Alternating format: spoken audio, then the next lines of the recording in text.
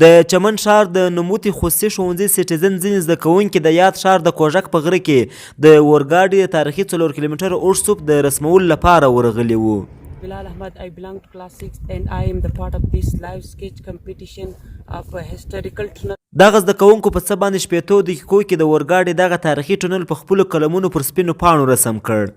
د سټیزن ښوونځي مسؤلین وایي له دغه کار څخه یې موخه د زده کوونکو تکړه کول او هڅول دي او دوی غواړي دا او دې ته ورته تاریخي ځایونه په خپلو زده کوونکو وپېژني.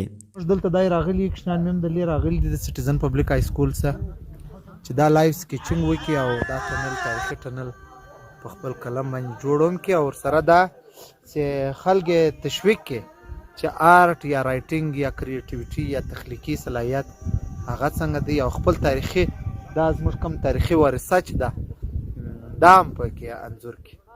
د اورګاډ لپاره د کوژک سوپ په 1888 کې پیل او په 1891 کې د 3 کلونو په موده کې د پخواني انګلیس لخوا ورغول سو. دغه تاریخي سوپ د نړۍ اتم او د اسیا دوهم اوږد سوپ دی چې اوس هم هره ورځ اورګاډي تګ راتګ پکې کوي. سمیع الله غفران، نن یې ویسل، چمن.